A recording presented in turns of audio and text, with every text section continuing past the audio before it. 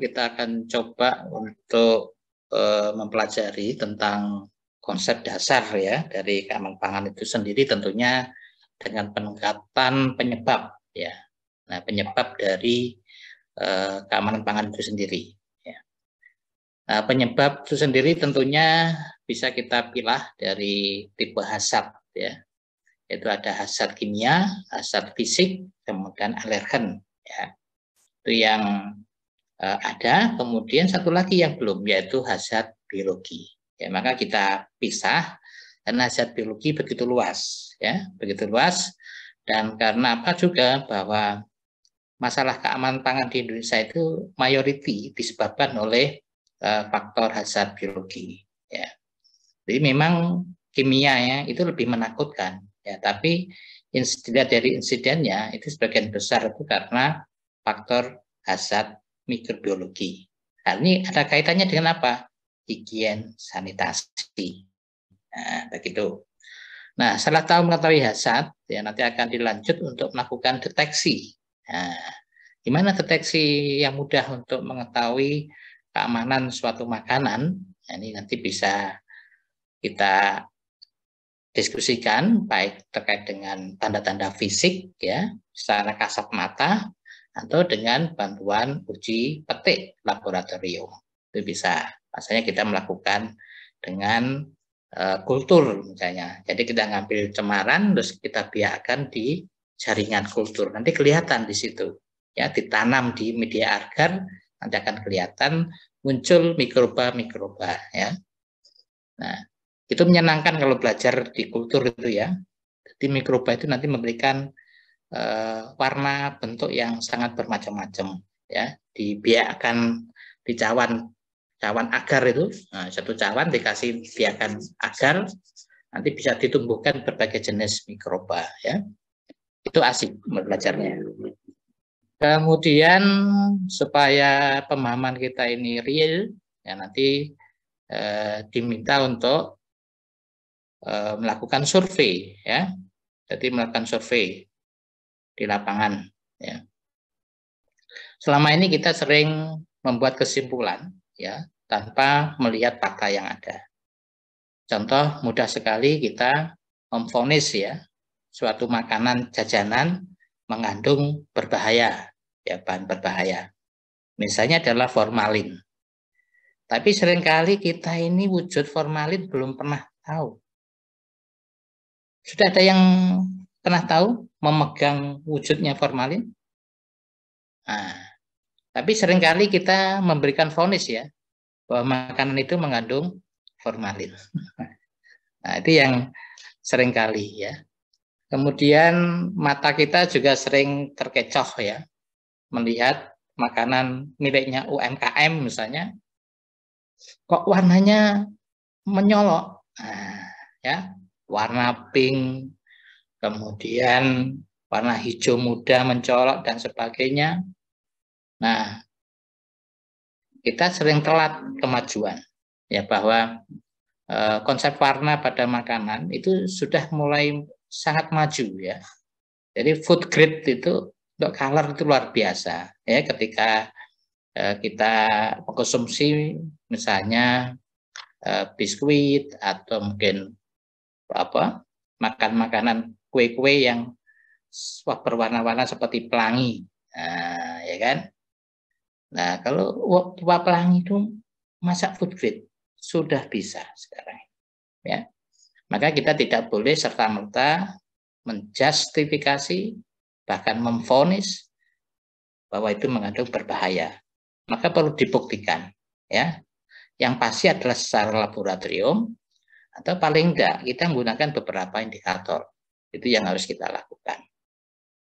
Nah, nanti kita latih Anda untuk melakukan survei. Ya, nanti kita buat semacam domainnya. Anda melakukan survei seperti intelijen, ya. Tidak pakai surat izin, tidak pakai seragam. Anda melakukan sebagai konsumen, ya. Dan nanti kita buat tata caranya. Anda akan mengambil sampel, kemudian berpura-pura sebagai pembeli, ya. Nanti akan kita tentukan berapa jenis makanan dan di mananya. Baru nanti kita lakukan analisis ya dengan diskus secara kasat mata. Baru nanti dipilih salah satu sebagai kandidat untuk kita adu dengan uji laboratorium. Kebenaran yang objektif adalah hasil uji laboratorium. Nah, nanti kita coba matchingkan kesimpulan kelompok Anda apakah sama dengan kesimpulan dari hasil uji laboratorium. Ya. Nah, ini untuk melatih kepekaan kita, ketajaman kita dalam mengidentifikasi keamanan pangan. Ya. Kemudian berikutnya, setelah tahu tentang kontaminan misalnya mikroba, tentunya kita harus tahu juga cara pengendaliannya. Ya. Nanti kami minta tolong Bu Ririh ya, Bu Prof Ririh dari lingkungan. Jadi yang terkait dengan mikroba nanti akan diampu oleh Prof Ririh Yudastuti dari lingkungan. Ya. Nah, dengan materi-materi seperti ini diharapkan nanti bisa ya Anda sebagai basic ya untuk pemahaman terkait dengan food safety. Ya. Nah, baru kemudian setengah semester berikutnya, ini tanggalnya salah ya, nanti ini sudah saya rubah ya untuk kelas 1-nya sudah jadi, dan ini kok nggak ketemu saya nih apa filenya ini ya. Nah, pada setengah semester berikutnya kita akan banyak belajar terkait dengan regulasi-regulasi yang terkait dengan keamanan pangan ya. Karena dengan era sekarang ini mau nggak mau kita harus paham regulasi, apalagi mau terjun di dunia industri. Jadi harus paham ya. Misalnya kalau ini kan konsep dasarnya ya tentang konsep dasar epidemiologi ya untuk pendekatan food safety. Kan teori kausalitas kan.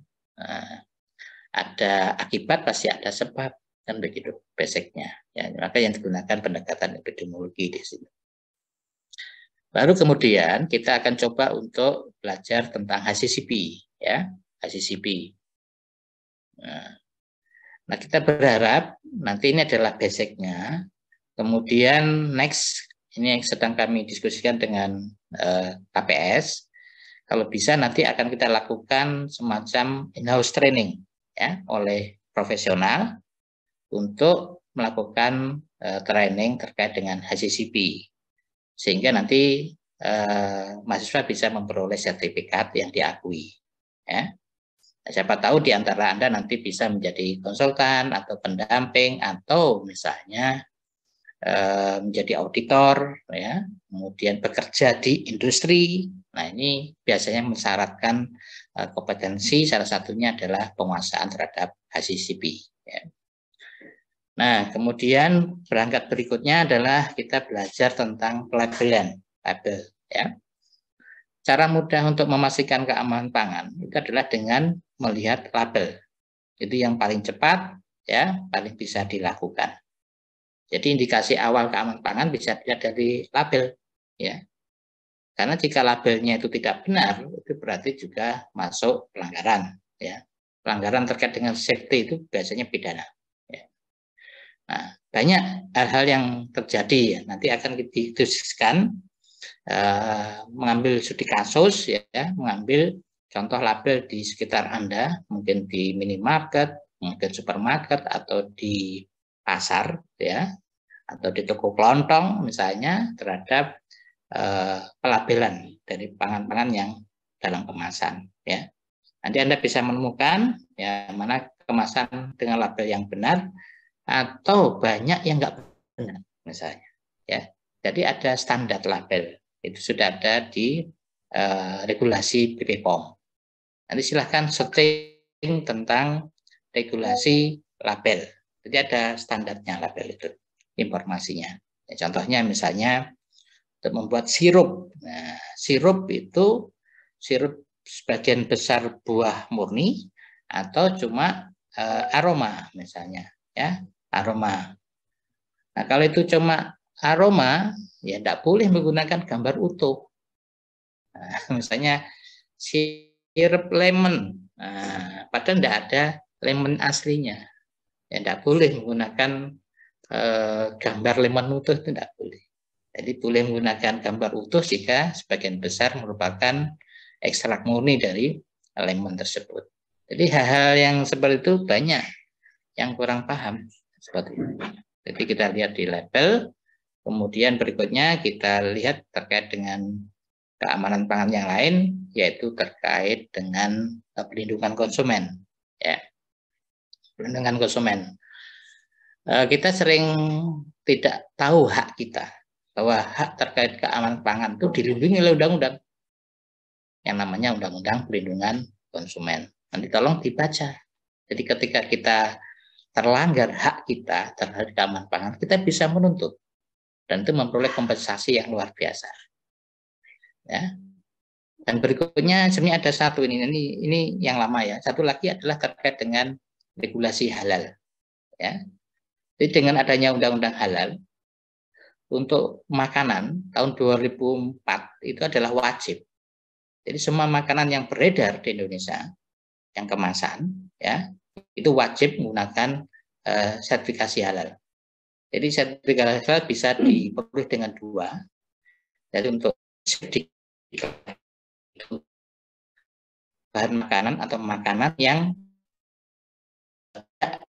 terhadap gangguan halal, misalnya makanan yang fresh ya, seperti ikan misalnya, itu nggak usah dikasih, bisa diajukan dengan memperoleh safety. Nah, kecuali untuk produk makanan olahan itu sudah harus melalui jalur sertifikasi reguler, karena harus dilakukan audit ya terhadap bahan, terhadap proses, ya, termasuk kemasannya. Nah, itu yang perkembangan terakhir sesuai dengan Undang-Undang Halal Haram 2004, khusus untuk makanan harus sudah bersertifikat halal. Ya, sedangkan untuk lainnya akan dilakukan secara bertahap. Secara bertahap akan dilakukan, termasuk obat, termasuk pakaian, fashion, ya, termasuk misalnya fasilitas-fasilitas ya. Makanya sekarang kan juga ada tempat wisata halal ya, kemudian ada hotel bersyariah halal dan sebagainya, itu ada restoran halal, kan ada seperti itu ya. Berarti kalau ada statement halal berarti ada yang tidak halal, tapi kenyataannya tidak ada yang berani membuat statement ini makanan haram, itu tidak ada ya. Yang ada adalah tidak halal. Karena di Indonesia ini meskipun harusnya sama kan, tidak halal sama dengan haram kan sama, tapi sebuah nama itu memberikan konsekuensi yang sangat beda dan dasar. Ya misalnya ada mie ditulisin mie haram gitu kan, ya gak akan ada yang beli kan, karena menakutkan gitu kan kata haram itu kan. Padahal kan sama dengan tidak halal. Karena dalam konsep halal haram, konsepnya adalah mutlak, ya, 100%. Jadi 100% halal, 100% tidak halal. Jadi tidak ada 99,9% halal, itu tidak ada. Jadi hanya mutlak, ya dan tidak. Itu. Jadi tegas ya. Beda dengan food safety dari sisi kesehatan, itu ada ambang. Misalnya E. coli, ya ada E. coli tapi masih di bawah ambang aman, ya safe. Nah, seperti itu. Karena pada prinsipnya makanan di dunia ini, di permukaan bumi itu tidak ada yang zero risk, ya. Nah, semua berisiko terhadap risiko yang ada, apakah itu kimia, fisika, mikrobiologi, alergen, itu ada risiko. Tapi risiko yang di bawah ambang itulah disebut dengan makanan yang aman, kan begitu. Nah, itu ya yang akan kita bahas di dalam mata kuliah keamanan pangan, nanti dengan pola penilaian adalah 30% UTS, 30% UAS, 30% tugas, dan 10% soft skill. Dengan skema itu, insya Allah sangat menguntungkan mahasiswa, sehingga untuk memperoleh nilai C itu sulit, ya, lebih mudah memperoleh nilai A. Nah, gitu. Ya. Nah, kecuali bagi orang-orang yang ceroboh, gitu. Disuruh baca soalnya, dibaca dengan baik, soalnya tidak dibaca. Cara jawabnya keliru. Nah, itu yang sering terjadi. Ya, disuruh mengerjakan semua, nggak dikerjakan semua. Dikasih pertanyaan bonus, nggak dikerjakan bonusnya. Nah, itu yang akhirnya memperoleh nilai yang terpaksa nilainya kurang bagus, misalnya C, kan begitu. Itu ya kurang lebih yang akan kita lakukan dalam satu semester ini, yang mohon maaf belum bisa tatap muka secara langsung. Ada pertanyaan?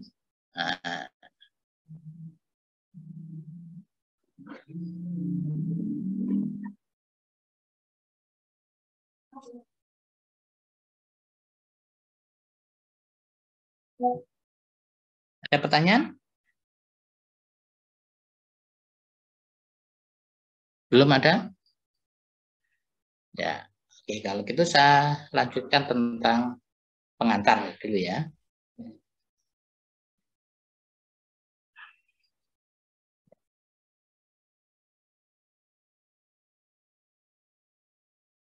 Nah, ini pesan sponsor tidak boleh titip absen. Ya. Nah, dilarang keras titip absen. Oke ya. Jadi jika ada berhalangan, Anda boleh menggunakan hak Anda. Ya.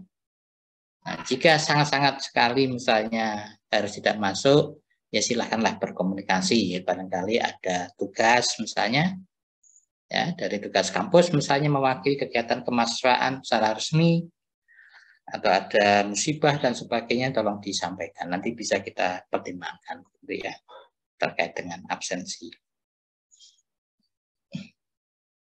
Nah, ini juga tolong nantinya di kelas ya dijaga kebersihannya ya. Nah, jangan sampai kita kuliah keamanan pangan, kelasnya berantakan, termasuk sampah. Kan tidak patut ya. Kita belajar tentang safety, ya, termasuk higien sanitasi, tapi dalam proses pembelajaran kelasnya kotor, kelasnya jorok. Nah, ini tolong kita terapkan ilmunya, gitu ya. Dan kita ada budaya malu ketika kelasnya kotor, gitu. Itu bagian daripada praktek food safety. Nah, kira-kira kenapa food safety penting?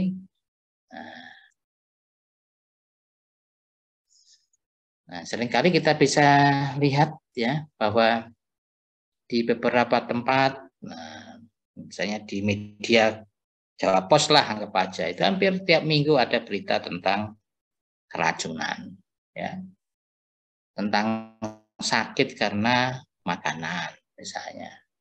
Nah, kalau kita lihat itu sebagian besar itu terjadi karena ulah si mikroba yang nakal, gitu kan, nah, mikroba patogen.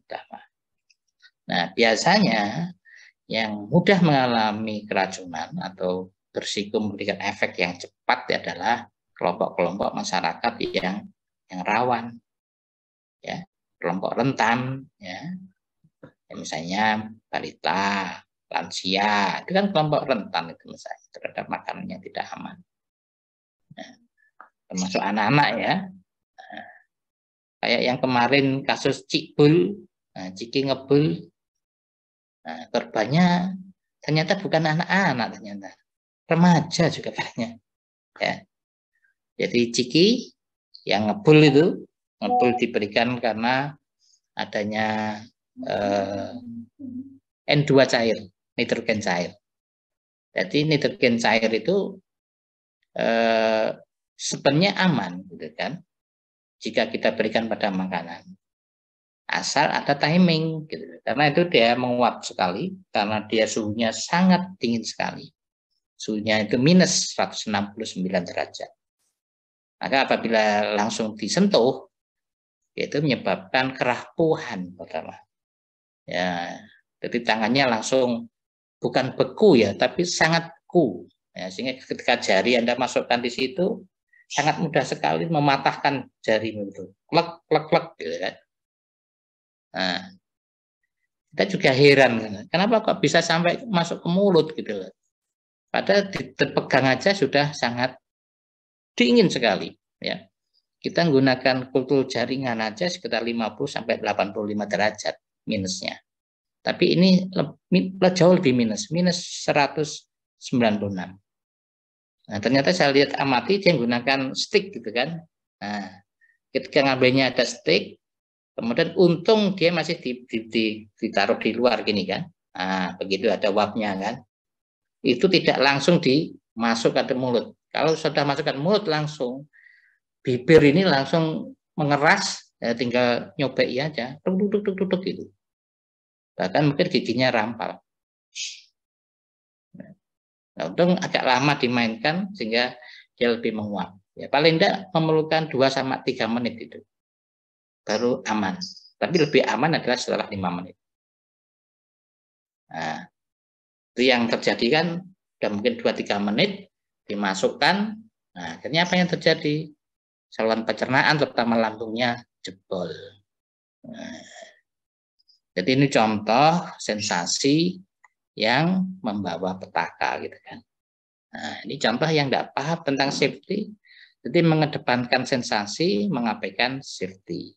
Nah, jadi kalau terjadi, ya dirasakan sendiri, yaitu namanya bunuh diri, ya, bukan cobaan itu bunuh diri, mencelakakan diri, ya, mencelakakan diri. Yang salah siapa? Ya anaknya sama orang tuanya. Nah, kan biasanya justru kejadian didampingi oleh ibunya. Coba lihat kasus-kasus itu kan. Nah, ya mungkin ibunya sibuk HP-an, ibunya mungkin senang konten, ya kan. Nah, anak itu makan pakai HP, cret, ya. Setelah cret, masuk rumah sakit. Nah, jadi kontennya itu dibayar dengan harga rumah sakit, bahkan bisa kematian. Jadi kalau seperti itu bukan musibah, tapi adalah mencelakakan diri, ya kan? Karena kesengajaan. Sama lah seperti ingin konten, ya, kayak video menghadang truk,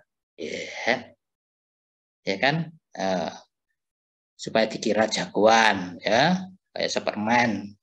Kemudian ketabrak mati, yaitu bunuh diri, sudahlah, neraka itu aja, ya kan? Karena bunuh diri gitu kan, bukan kecelakaan, itu bunuh diri karena sengaja. Kalau misalnya Anda naik motor kemudian tiba-tiba diseruduk dari belakang, itu baru kecelakaan kan, itu musibah.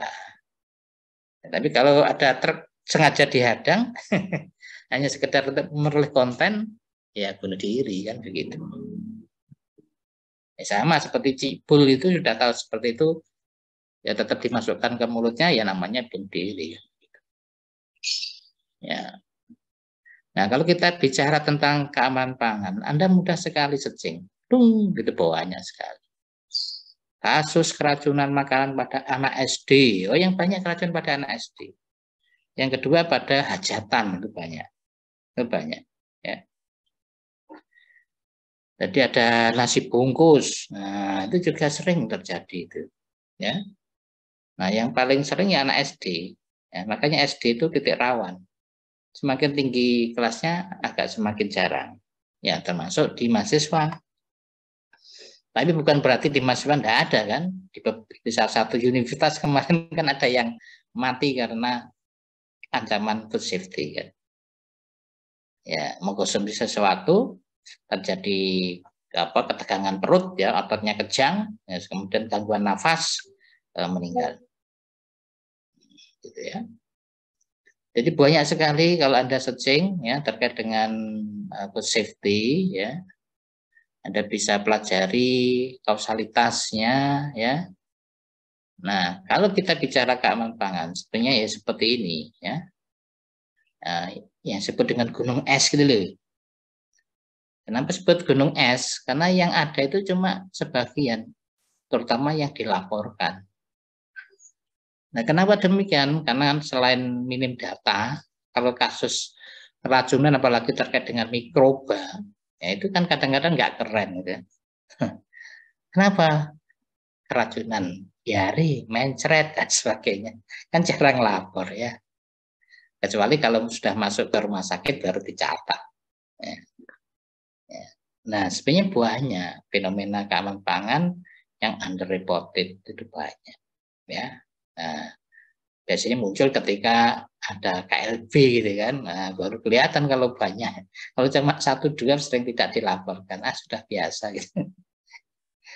Nah, ya, jadi banyak ya. Sehingga banyak juga yang mengalami gangguan keamanan pangan tapi tidak diintervensi. Wis dobati dewi, ya, sebagainya. Ya. Kecuali kalau keracunan makanannya itu serius, misalnya kontaminan bakteri botulinum. Nah, jadi bahaya bakteri-bakteri yang mematikan itu biasanya mengancam pada pernafasan. Ya. Nah, tapi kalau ke saluran cerna biasanya dehidrasi ya karena diare berat biasanya seperti itu. Nah, berita-berita selain terkait dengan mikroba, ini juga ada yang terkait dengan bahan kimia misalnya ya. Apakah mungkin tercampur ya antara bahan satu dengan yang lain, ada juga yang memang sengaja dicampur. Ya. Nah, biasanya adalah produk-produk makanan yang tidak ada labelnya biasanya. Ya. Makanan yang relatif lebih murah. Ya, sebenarnya ada nanti video-video yang bisa kita lihat secara sesama ya. Kan banyak beberapa waktu lalu misalnya untuk memperoleh pematangan yang cepat itu direndam dengan air karbit gitu kan, etilen ya. Kemudian bukan direndam lagi tapi disontekkan di dalamnya. Nah, Anda bisa curiga misalnya salah satu seharusnya kan tidak mungkin bahwa satu panjang pisang gitu kan, mulai dari bawah sampai atas itu matang serentak. Nah, kan biasanya matangnya kan gradual ya, dari yang atas turun, turun, turun dan sebagainya. Tapi pada saat bersamaan itu matangnya rata, ya Anda wajib curiga. Jadi yang bawah biasanya diinjeksi etilen, tak tak tak injeksi, ya, tak tak tak tak tak tak tak tak, ya sehingga matangnya serentak. Ya, gitu. Ya, etilen dalam dosis yang wajar sebenarnya nggak masalah, ya, asal terjadi di luar, ya, misalnya melalui kulitnya masih tidak masalah. Tapi ketika diinjeksi ke dalam dagingnya itu menjadi masalah. Nah, kalau kita bicara terkait dengan food safety, sebenarnya bukan hanya di Indonesia, ya. Kadang-kadang ya kita terlalu merendahkan diri kita, gitu kan. Indonesia ini gudangnya diare, gitu kan. Nah, jorok dan sebagainya. Sebenarnya yang jorok juga bukan hanya di Indonesia, di negara maju pun juga ada yang jorok, ya. Coba lihat di negara India misalnya, lebih jorok lagi, Bangladesh jorok lagi misalnya seperti itu kan. Di Cina pun juga banyak yang jorok gitu kan, kenanya di Indonesia, dan itu sebenarnya masalah global gitu, ya. Jadi masalah global terkait dengan food safety itu, ya, termasuk membawa konsekuensi kepada kematian. Ya. Lagi-lagi kematian seperti itu jarang dilaporkan, gitu ya. Nah, supaya bisa memahami tentang food safety dengan bagus, coba baca Undang-Undang Pangan, baca tentang peraturan pemerintah terkait dengan pangan. Saya contohnya nomor 28/24 tentang keamanan dan mutu SI, ya. Sehingga kita memperoleh pemahaman yang pasti, gitu, ya. Jadi yang paling netral itu belajar tentang definisi itu di regulasi, ya. Apakah permen, apakah PP itu peraturan pemerintah, apakah undang-undang itu yang paling tinggi.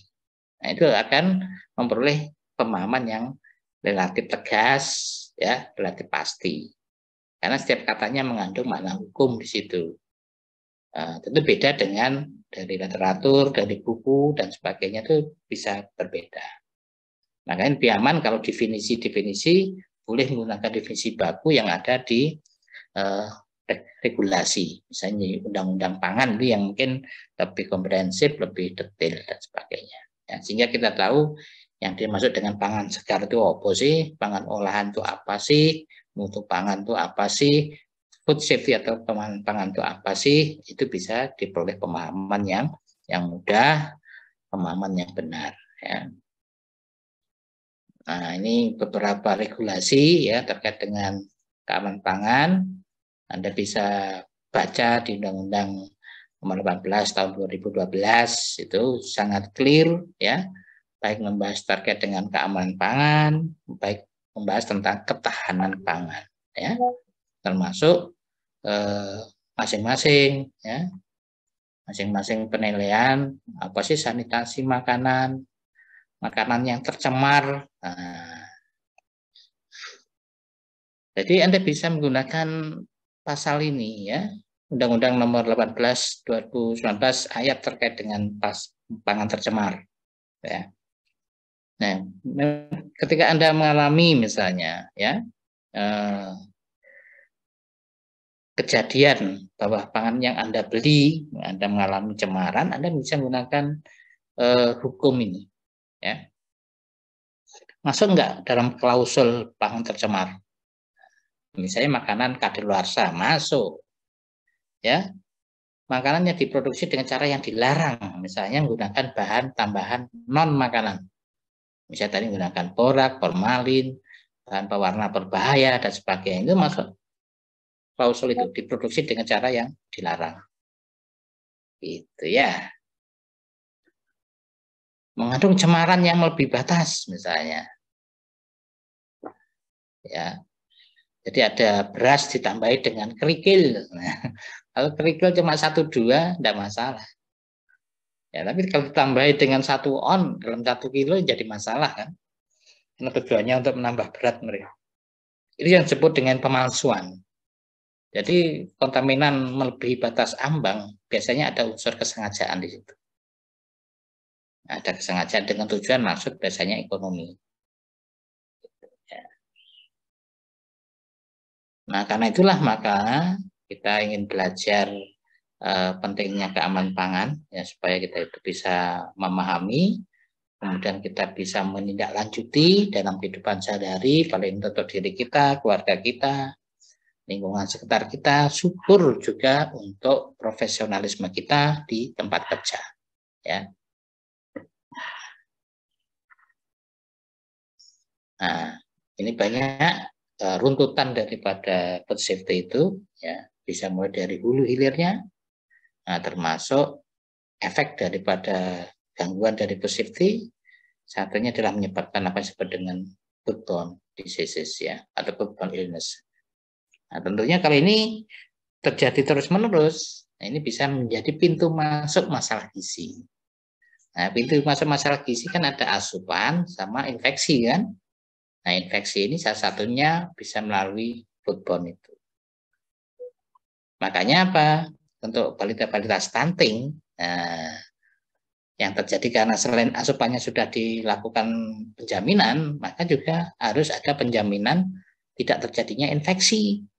Makanya intervensinya adalah misalnya penyediaan air bersih, ya kan, MCK, nah, seperti itu. Ya, kenapa pintu masuknya di foodborne tadi? Dan itu sangat biasa terjadi pada anak-anak, gitu ya.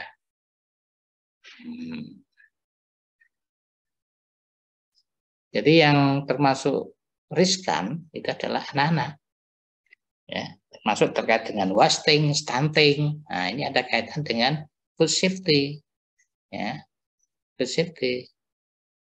Gitu. Maka kita bisa melakukan penurunan stunting, selain meningkatkan asupan makanan, bisa menekan kejadian infeksi. Salah satunya adalah dengan meningkatkan kualitas higien dan sanitasi. Dari hulu sampai hilir, nah, dari mentah ke matang.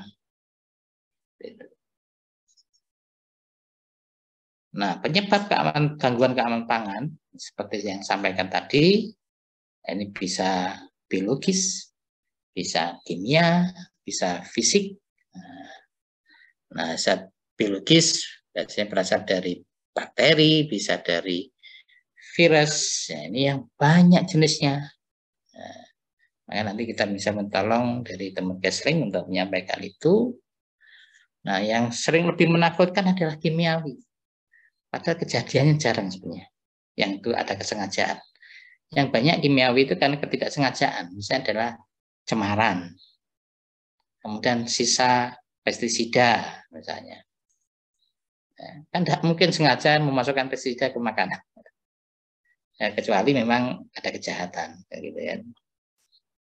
Kemudian hazard fisik. Nah, kalau yang namanya cemaran biasanya itu ketidaksengajaan, ya, penambahan hazard fisik itu. Tapi kalau itu melebihi ambang biasanya ada unsur kesengajaan, sehingga boleh kategorikan bukan cemaran, tapi pemalsuan. Ya, lebih ke pemalsuan. Kalau sudah ada pemalsuan, itu berarti sudah pada unsur pidana. Jadi melanggar undang-undang. Nah, memang harus kita akui ya untuk mengawal food safety itu jauh lebih sulit daripada food security. Kalau food security bendanya sangat mudah, sangat jelas kelihatan. Distribusinya sangat mudah terpantau. Tapi ketika ngomong safety, nah ini dari hulu sampai hilir itu panjang ceritanya. Ya. Makanya pintu terakhir untuk menjamin tentang safety adalah di rumah tangga. Makanya kita harus paham tentang preparation itu yang bagus, yang benar, ya. Dan biasanya yang terjadi adalah karena kecerobohan kita, misalnya memanasin atau ngenget istilahnya, ya, makanan tidak dipanasi secara sempurna. Itu yang sering terjadi, sehingga keracunan pada rumah tangga cukup besar, ya, dibandingkan pada industri, termasuk industri jasa pelayanan makanan. Ya. Jadi pintu-pintu gangguan keamanan yang mulai dari hulu, ya, processing, ya, kemudian distribusi atau delivery sampai pada ranah konsumsi. Jadi panjang memang, ya. Nah, yang harus disadari pentingnya keamanan pangan itu dampaknya banyak kesehatan, tapi juga terhadap cost, ya, social cost. Nah, social cost ini bisa wujudnya ya secara ekonomis, bisa secara normal misalnya. Nah, dampaknya seperti ini. Ya, kalau sudah terjadi kontaminan pada tubuh Anda dan Anda dinyatakan sakit, ya paling akan mengeluarkan medical cost-nya. Berikutnya adalah productivity karena tidak masuk. Ya. Kemudian juga bisa menjadi pintu munculnya penyakit yang lain. Nah, misalnya mengalami dehidrasi berat, gitu kan. Nah, dalam kondisi itu kalau nggak cukup makan, ini juga akan mengundang bakteri dan sebagainya yang datang. Nah, ini juga menyebabkan pendapatan turun selain biaya, ya. Sudah pendapatannya kecil, biayanya banyak yang keluar. Nah, ini yang berarti tidak mengutarakan ilmunya, gitu ya. Sudah tahu tapi tidak dilakukan, gitu kan. Sehingga kerugiannya ya ditanggung sendiri, kan begitu. Ya. Nah, bagi industri juga itu mahal, misalnya. Contohnya bahwa pekerja A, kemudian biasanya itu dilakukan di RNG, terus dia mengalami keracunan misalnya. Nah, ini akan menjadi branding negatif, ya, bagi perusahaan itu. Dan itu kalau estafet itu sulit untuk melakukan pembersihan nama itu. Karena untuk keamanan pangan itu jauh lebih mudah teringat, ya, daripada food security. Nah, karena itu penting untuk melakukan pencegahan, salah satunya adalah regulasi. Nah, ada regulasi pada level kabupaten, level provinsi, ada level nasional, gitu kan? Nah, supaya kita tahu tentang penyebab, cara evaluasinya, maka berharap dengan adanya riset-riset yang ada yang dilakukan oleh Litbang ataupun perguruan tinggi, Ini bisa mengelola permasalahan tadi dan dilakukan preventif promotif ya, sehingga tidak harus menunggu masyarakat jadi korban seperti itu. Karena dampaknya besar, secara ekonomi, secara sosial itu besar. Ya karena itu secara sederhana, paling tidak untuk diri kita atau keluarga kita bisa gunakan 5 kunci ya food safety ya. Sederhana, contohnya jaga kebersihan, keep clean. Paling tidak keep clean kan diajarkan oleh COVID ya. Coba sebelum COVID kan Anda mungkin jarang cuci tangan, ya toh? Tapi ketika COVID, dikit-dikit cuci tangan, cuci muka, ya kan? Nah, pakai hand sanitizer, cicit-cicit. Itu yang ngajarkan si COVID akhirnya sudah menjadi kebiasaan ketika makan dan sebagainya cuci tangan. Nah, kemudian menjaga bahan mentah, ya, bahan baku. Ya, kemudian juga memastikan yang ready to eat itu juga aman. Nah, biasanya sering terjadi mencampur yang mentah dan yang matang. Maka bisa terjadi istilahnya terjadi penularan atau pemindahan misalnya ya. Jadi mikroba yang ada di mentah ini akan pindah ya misalnya. Itu jadi cross ya. Kemudian memasak ini ya. Jadi memasak ini juga harus sempurna, terutama produk-produk hewani ya, seperti hasil peternakan, telur, termasuk seafood, ini harus sempurna matangnya. Karena dia mengandung high protein dan itu mudah sekali terkontaminan dengan mikroba. Karena mikroba senang dengan makanan yang mengandung protein tinggi. Ya, dan makanya kalau kita masak ya harus suhunya di atas 75. Biasanya dibuatkan di atas 80. Biasanya supaya mantap lagi ya pas mendidih itu kan. Nah, supaya tidak terjadi kontaminan silang tadi, baik itu antar benda maupun antar waktu, maka harus disimpan dalam kondisi suhu yang aman misalnya begitu. Ya, makanya ketika kita menyimpan makanan ya harus kita pilih.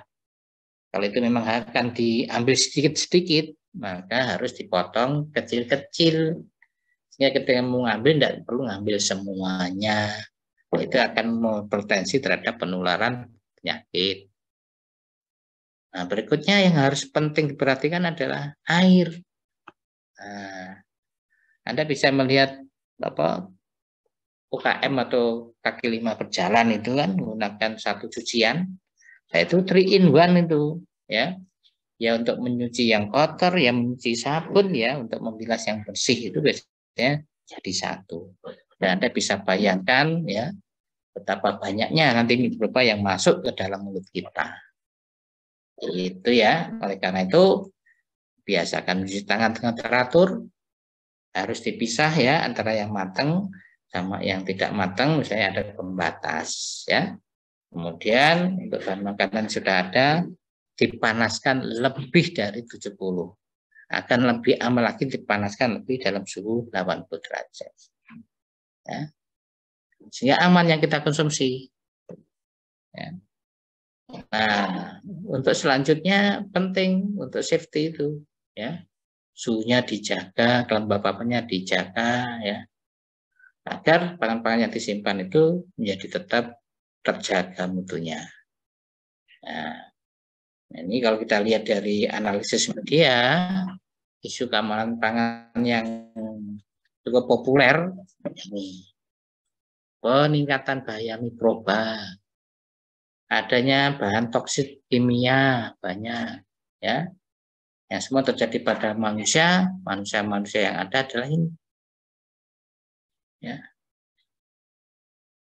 Umumnya dalam makanan pengen di luar, pengen makan yang murah, ya kan, pengen makan sesuai dengan seleranya dan sebagainya itu banyak. Dan ini jika tidak ditata nanti akan menjadi masalah berat di situ. Ya. Ya karena itu ketika kita menemukan makan makanan yang tidak aman, Anda bisa kontak YLKI. Kalau di Surabaya namanya YLKS. Bisa. Nah, beberapa waktu lalu dihebohkan dengan kabar mie ya. Ya, jadi yang ada di itu rata-rata adalah hoax ya. Jadi dan dia tidak punya ilmunya, dia hanya mengutip dari berita koran atau berita media. Contohnya mie instan. Nah, ini kan geger. Nah, kadang-kadang memang ada isu terkait dengan bisnis ya. Jadi untuk mematahkan persaingan itu dengan isu keamanan pangan sangat mudah. Ya. Itu biasanya dipilih. Sama lah kalau pengen membangun kebun sawit, semaknya dibakar. Ya. Begitu ya. Ini persaingan-persaingan di safety itu juga sangat ketat, itu yang harus tahu. Ini penjelasan tentang jumlah E. coli di dalam pangan olahan. Jadi sudah ada ya. Nah, itu contoh materi yang pertama. Ada pertanyaan?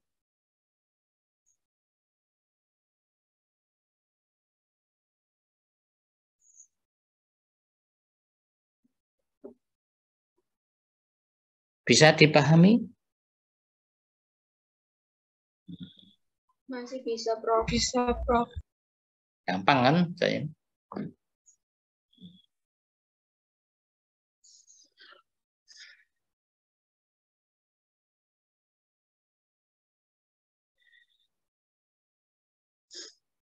Nah, yang untuk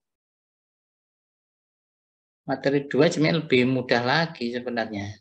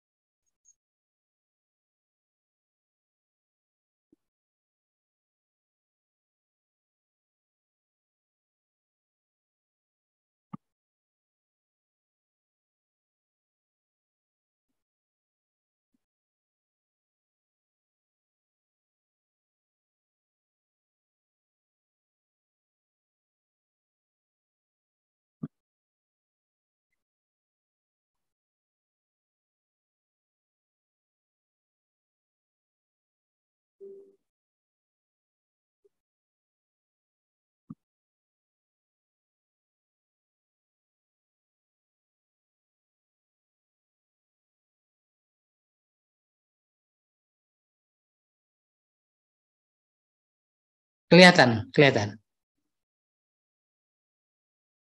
Belum, Prof. Oh, belum.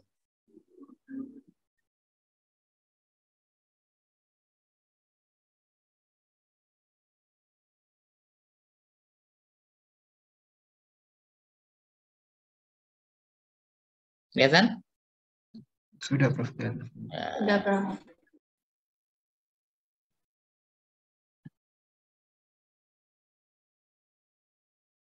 Ya.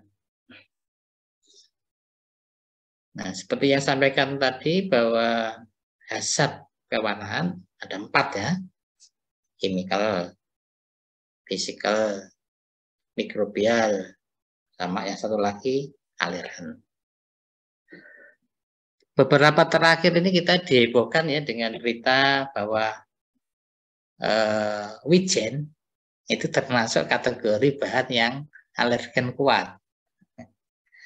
Nah, heboh bagi bangsa Indonesia kan? Oh, kita biasa makan onde-onde ya kan? Kemudian kalau makan salad dengan minyak wijen enak gitu kan? Dan terbukti kita lo enggak masalah ya. Yang masalah kan buli-buli sana kan. Nah, kita makan onde-onde 10 juga enggak masalah ya. Nah, tambah enak, gurih gitu kan. Justru menjadi sumber fat yang sehat gitu kan. Karena dari lemak nabati ya. Ya, maka kadang-kadang kita harus mencerna dengan bagus gitu kan. Termasuk isu yang ada di sekitar kita. Ya.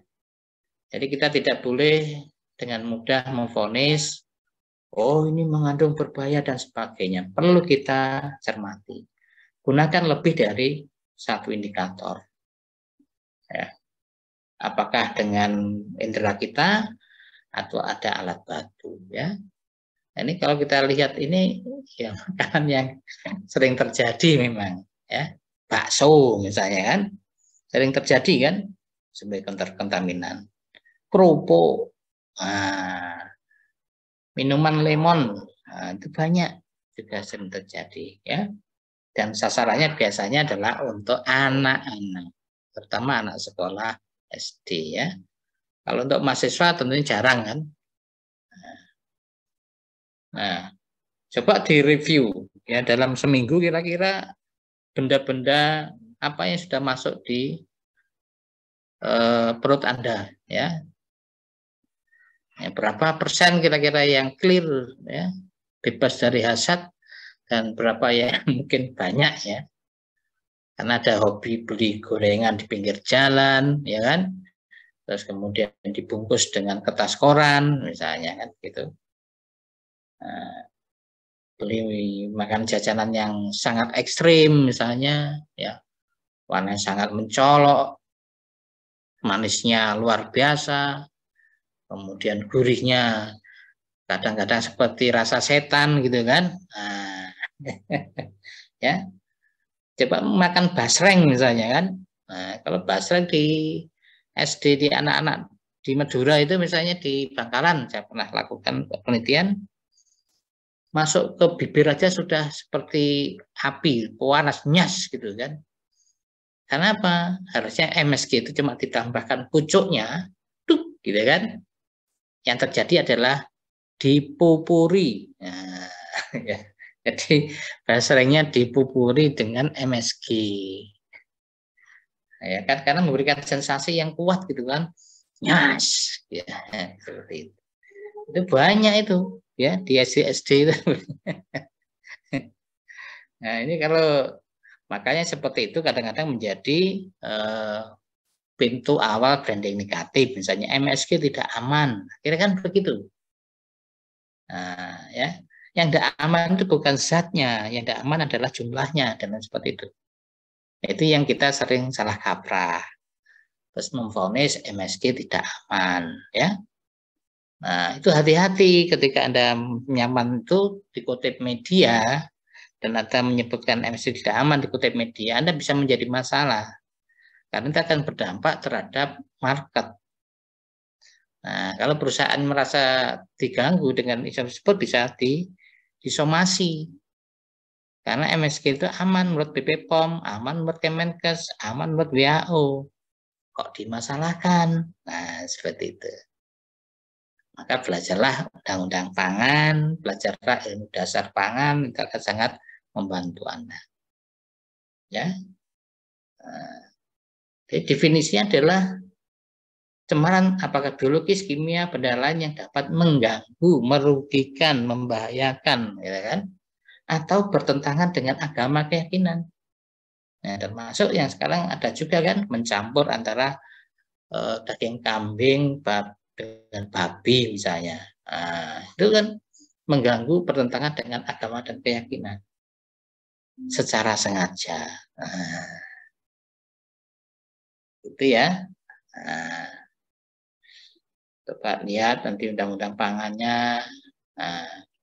Nah, kalau kita bicara hazard kimikal, nah ini pintunya. Ada pembawa, misalnya emisi, cemaran, aktivitas pertanian, tanah, ya termasuk dari industri.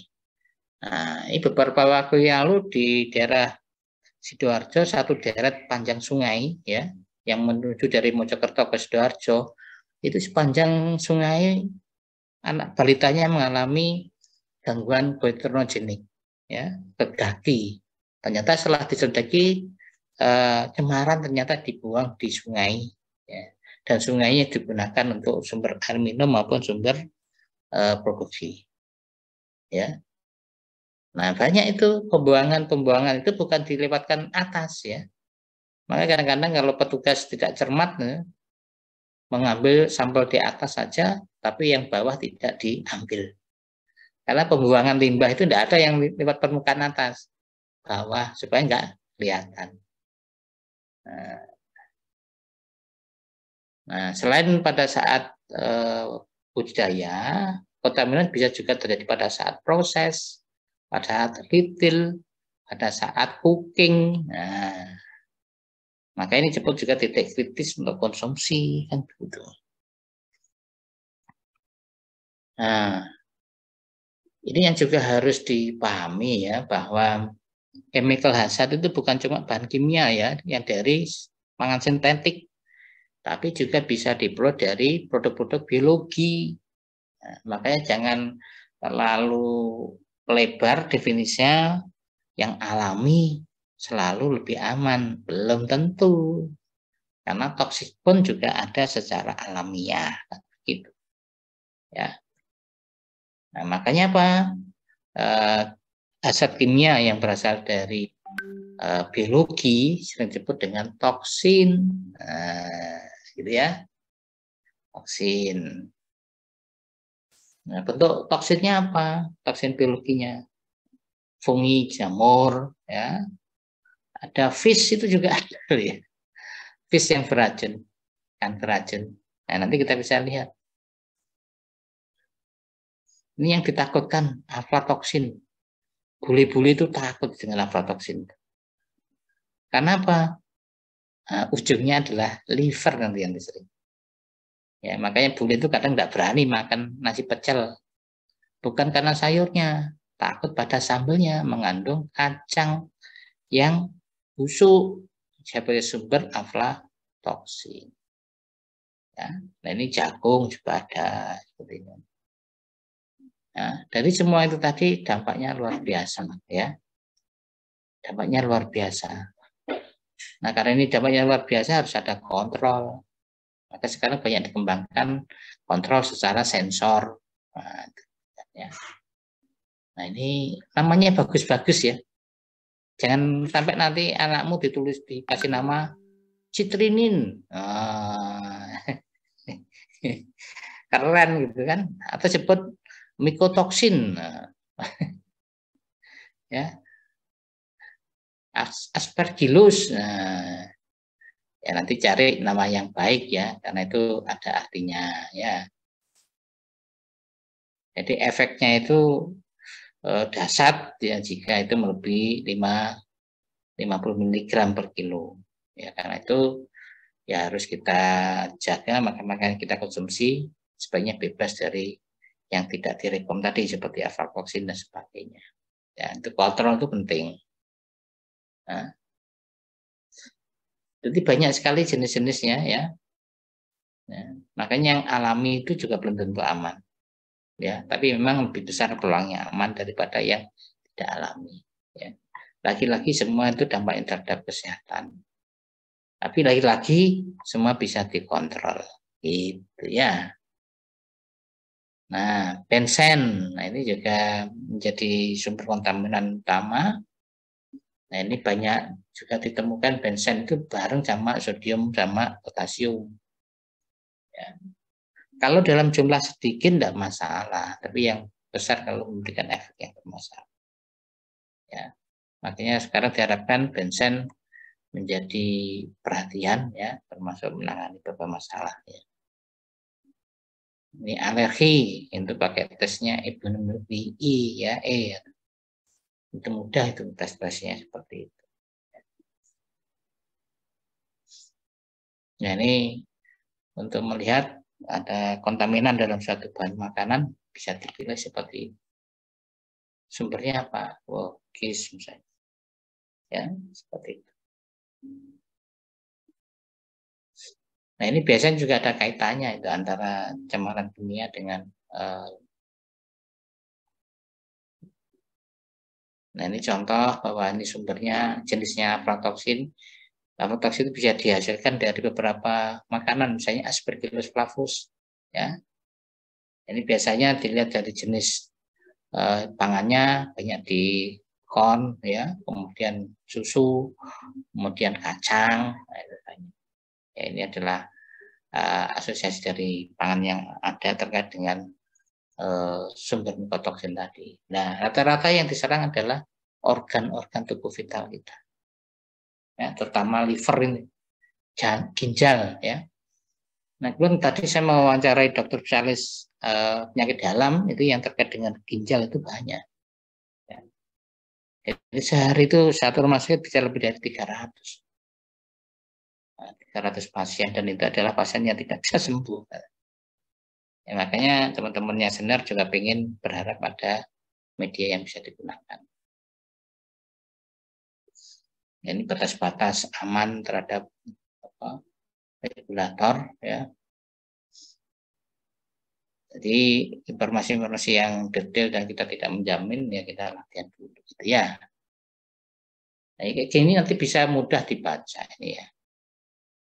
Nah, ini contoh-contoh yang banyak terjadi sekarang. Coca-Cola dan sebagainya sudah menurun. Nah, ini muncul ya. Muncul peniru-penirunya. Nah, karena itu kita harus menganalisis ya tentang interaksi ya antar hasad dengan kehidupan sehari-hari, itu penting sekali. Nah, cancer ini juga menjadi menarik ya, tadi di wawancara EPDP untuk wanita misalnya itu isu cancer menjadi prioritas ya, termasuk penyakit dalam itu diarahkan untuk mengkaji lebih lanjut terkait dengan cancer.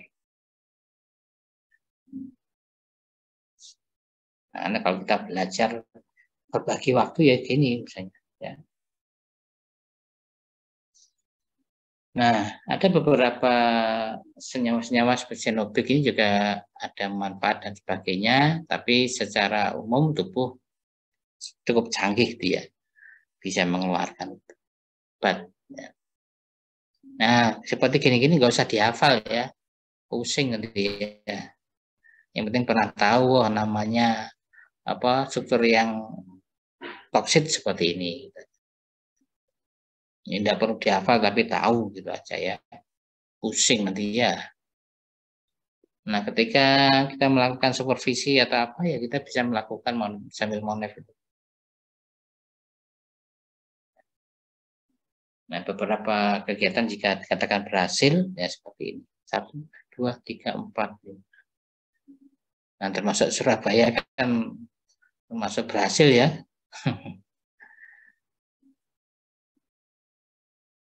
Nah, ini chemical hazard di rumah.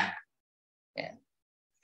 Nah, biasanya seperti atap itu loh, ya langit-langit tuh sering rontok gitu kan rata-rata. Maka tolong dipilih yang bagus-bagus saja kalau untuk di dalam rumah. Ya. Nah, ini teori kemungkinan itu bisa dibahas seperti ini ya, antara kekuatan toksit sama exposure-nya. Nah, beberapa fisikal, kalau fisik gampang lah fisik ya. Kasat mata bisa ya, fisik. Nah, biasanya fisik itu juga banyak terkontaminasi di minuman. Misalnya soft drink ya. Kenapa seperti Coca-Cola, Fanta dan sebagainya sekarang lebih suka menggunakan kemasan plastik?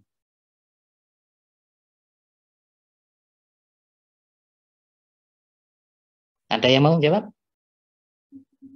Kenapa kok soft drink itu sering? Terus kemudian karena keracunan, karena ada komplain, itu sekarang sudah banyak yang beralih ke plastik. Kenapa kira-kira? Minuman seperti minuman berkarbonat ya, Coca-Cola dan sebagainya sekarang sudah tidak menggunakan gelas.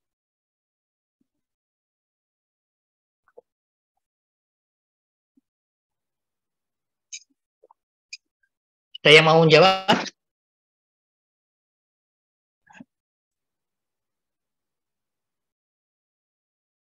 Pernah mengamati mulut bibirnya botol yang bekas misalnya Coca-Cola, bekas Fanta, bekas Sprite.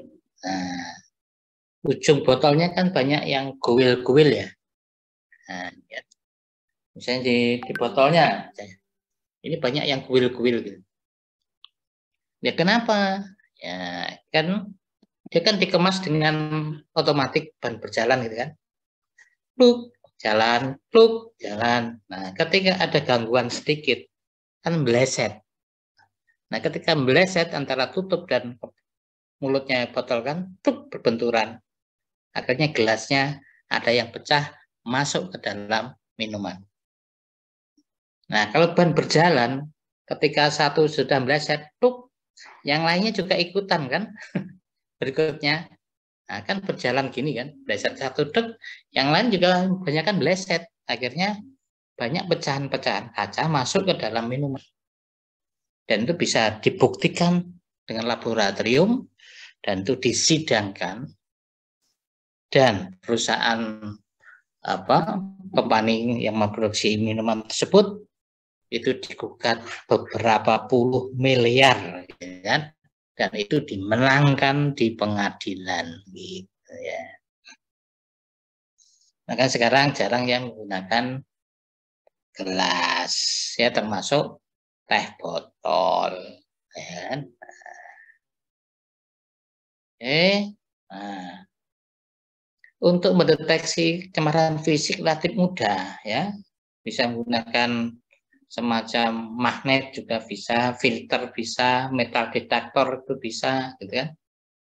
Nah, maka makanan yang digunakan untuk pejabat itu biasanya sebelum dikonsumsi dimasukkan di mesin kontrol ya, dimasukkan kayak scanner gitu, masuk sheet. Nah, jadi yang modern sekarang bisa seperti kayak scanner gitu, seret itu langsung kelihatan. Wah, ada logam beratnya misalnya, itu langsung muncul. Bisa. Nah, karena itu bisa kita cegah ya, baik kimia maupun fisik dengan kegiatan sehari-hari.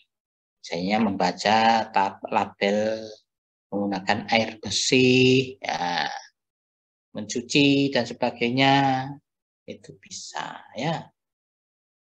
Nah, termasuk bahan kimia harus hati-hati, betul-betul dibaca, termasuk sudah apakah kadaluarsa atau belum kan bisa, dan cek bahwa cara gorengnya, cara natanya sebenarnya benar ya. Nah, setelah kimia cegah yang fisik lebih mudah, tapi ini sering terjadi karena sembrono gitu kan. Ada yang pernah ketelan stapler? Ada yang pernah nelen klip? Nah, misalnya Anda pakai ini, misalnya nasi bungkus gitu kan, kadang ditarik kan, krak. Nah, ini harus dipastikan bahwa isi staplernya lari kemana gitu. Dan harus ditemukan. Kalau sudah temu berarti kan tidak lari ke dalam makanan. Nah, kalau dibiarkan loh, tidak ada isi staplernya, nggak apa-apa lah, itu biasanya masuk ke dalam makanan. Apalagi kalau makanan berkuah, nggak kelihatan, nyelam. Kan itu besi kan, nah, bijinya kan lebih dari satu, pasti masuk. Ya kan, setelah dimakan sering terjadi nyangkruk di leher ya, di tenggorokan, terus luka, infeksi, titanus. Nah, selanjutnya adalah mati kan gitu ya. Ya, karena itu bisa dibaca ya di buku safety hazard. Gampang kan? Nah, gampang safety itu. Ya. Ya, nanti tolong di PR-nya mempelajari regulasi-regulasi ya yang ada. Ya. Dan sekarang mudah sekali untuk searching ya. Jadi tidak ada alasan kesulitan referensi. Oke, begitu. Gampang ya. Jadi untuk minggu depan nanti Prof Riri ya 2 kali. Nanti kami berikan jadwal yang benar. Ini tadi jadwalnya tidak benar nanti. Ya, saya berikan jadwal yang benar. Nanti yang ngajar 2 minggu berturut adalah Prof Riri untuk Kaman Pangan. Ya. Ada pertanyaan?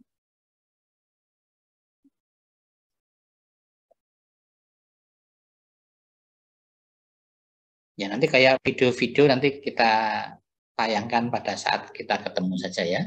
Contoh-contoh video tentang kejadian yang luar biasa gitu kan. di tengah-tengah kita dan sebagainya, baik di dalam maupun di luar negeri. Mungkin saya sajikan pada saat survei itu ya, pembekalan kita bedah contoh-contoh yang beredar. Ada pertanyaan?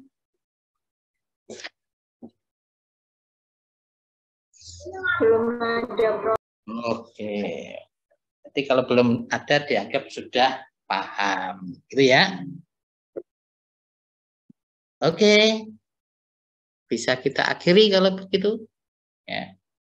Semoga ada manfaatnya, paling tidak memberi inspirasi untuk mau belajar lagi tentunya kan gitu. Ya. Semakin kita mengerti, biasanya kita ketagihan untuk belajar.